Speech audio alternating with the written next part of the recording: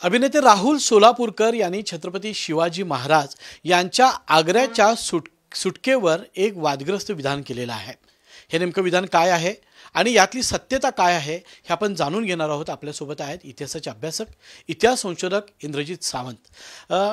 अभिनेते राहुल सोलापूरकरांचं आता विधान यूट्यूबवर येत आहे, याबद्दल आक्षेप येतोय।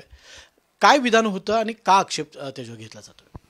नाही, त्यांचं विधान जे मी आता बघितलं थोडीशी क्लिप ती त्याच्यामध्ये त्यांनी शिवाजी महाराजांनी लाच दिली आणि ते आग्र्यातून निष्ठून आले असं त्यांनी म्हटलंय।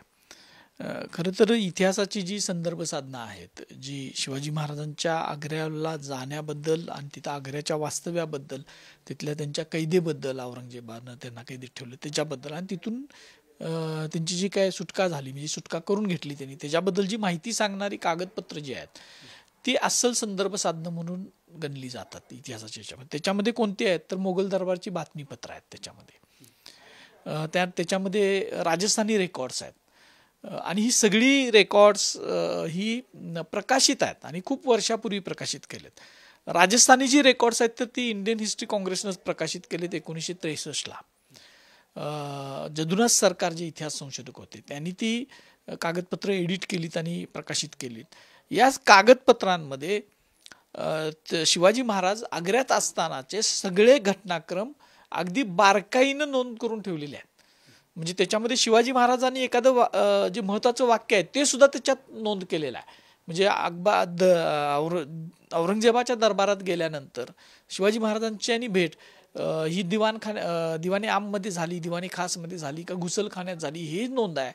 तिथं नेमकं काय घडलं हे नोंद आहे। तिथं शिवाजी महाराज काय म्हटले, तुमने देखा तुम्हारे पातशाह ने देखा, हे जे काय शब्द आहेत की म्हणजे कसं आहे मी ते हे त्याच्यामध्ये आलेलं आहे। आणि या सगळ्या कागदपत्रांमध्ये कुठंही शिवाजी महाराजांनी लाच दिली आणि मग त्यांना सुटका करायला मिळाली अशी कुठलीही नोंद उपलब्ध नाही। उलट शिवाजी महाराजांची जी काही ही सुटका आहे ती औरंगजेब हा अत्यंत क्रूर आणि कडक प्रशासक सुद्धा होता। त्याच्या ताब्यातून, त्याच्या कैदेतून, त्याच्या राजधानीतून महाराज सुटलेत आणि तिथं औरंगजेब हजर आहे। महाराज ज्या वेळेला ऑगस्ट महिन्यामध्ये 17 ऑगस्टला जे ह्याच्यावरून सुटले, आग्र्यातून सुटले कैदेतून, त्यावेळेला दिल्लीच्या आग्र्याच्या लाल किल्ल्यामध्ये औरंगजेब स्वतः आहे। औरंगजेबाचा सिद्दी फौलाद खान नावाचा एक चांगला सेनाधिकारी हा शिवाजी महाराजांना कैद ठेवण्यामध्ये गुंतलेला आहे। रामसिंगाची माणसं आहेत, म्हणजे ती एक प्रकारे 3-4 स्तराची संरक्षण व्यवस्था आहे। शिवाजी महाराज बाहेर निष्ठून येत म्हणून त्यांच्या राहण्याच्या ठिकाणावरनं, आणि त्याच्यातून महाराज निष्ठून गेलेले आहेत। ही साधी घटना नाही आहे आणि ही जी घटना आहे ह्या घटनेची सगळी कागदपत्र, ही जी माहिती देणारी ही उपलब्ध आहेत आणि त्यामुळं ज्या पद्धतीनं सोलापूरकर विधानं करायला लागलेली आहेत ती पूर्णपणे खोटी, चुकीची आणि त्यांचा अपुरा अभ्यास सांगणारे आहेत। खरं तर सोलापूरकर हे अभिनेते आहेत। त्यांनी शाहूंची भूमिका काही वर्षांपूर्वी केली होती।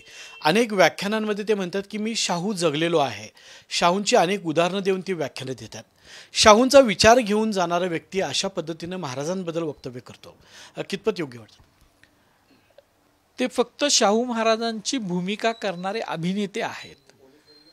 ते शाहू महाराजांच्या विचाराचे पाईक नाही आहेत, कारण शाहू महाराजांचा विचार त्यांना समजलाय का हा एक वेगळा अभ्यासाचा विषय आहे। कारण वर्षभरापूर्वीच तुम्ही बघा यूट्यूबला, कदाचित तिकडं होईल, पण त्यांनी जी विधानं केलेली आहेत एका संमेलनामध्ये, जातीच्या संमेलनामध्ये, ती शाहू विचाराच्या नेमकी उलटी आहेत।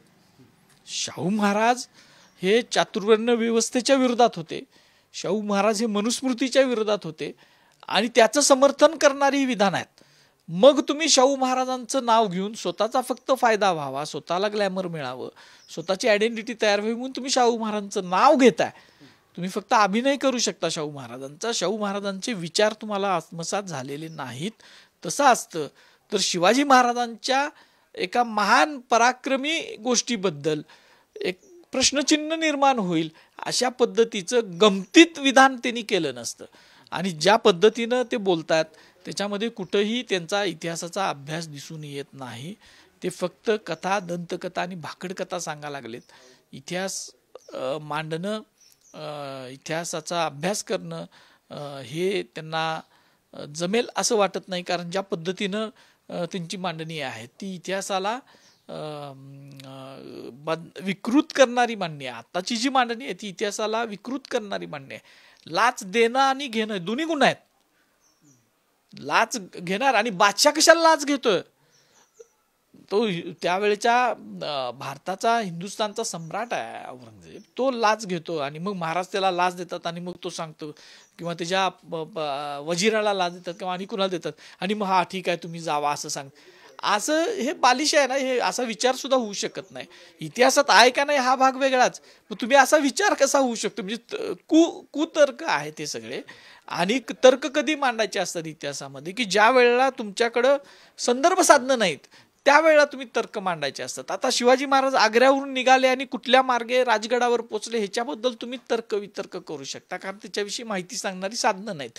पण शिवाजी महाराज कैदेतून निसटले कधी, कसे निसटले, हे सगळी माहिती सांगणारी कागदपत्र आहेत. ही माहिती सांगणार, त्याच्यावर तर्क काय करताय? ही तर्क करायची गोष्ट नाही आहे. महाराजांसोबत त्यावेळी संभाजीराजे सुद्धा त्यावेळी होते.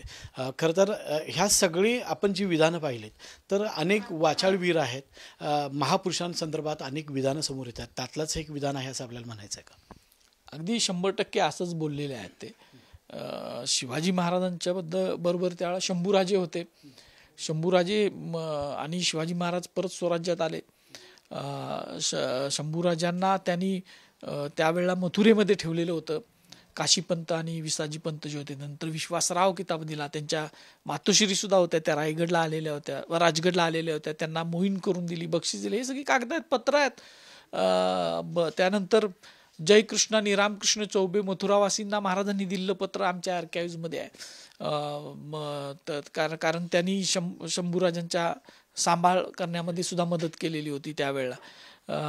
आणि ह्या सगळी कागदपत्र असताना, प्रकाशित असताना, कमीत कमी आपण ती कष्टानं प्रकाशित केलेली इतिहासाची कागदपत्र वाचायचं तरी श्रम केलं पाहिजे. आणि त्यानंतर त्याच्यामध्ये काय म्हटलंय ते सांगितलं पाहिजे. स्वतःच्या मनाचा इतिहास सांगितला नसला पाहिजे.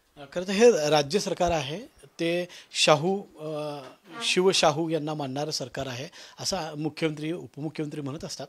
महाराजांबद्दल किंवा महापुरुषांबद्दल असे स्टेटमेंट करणाऱ्यांवर राज्य शासनाने किंवा मुख्यमंत्र्यांनी काय करावं? मुख्यमंत्री, उपमुख्यमंत्री, दोन्ही उपमुख्यमंत्री आणि मुख्यमंत्री हे शिवप्रेमी आहेत. याच्याबद्दल काय कुणाच्या मनामध्ये शंका असायचं कारण नाही. पण अशा पद्धतीची विधानं करणारी जी मंडळी आहेत सगळीच, त्यांच्याबद्दल त्यांनी ठाम आणि ठोस भूमिका घेतली पाहिजे.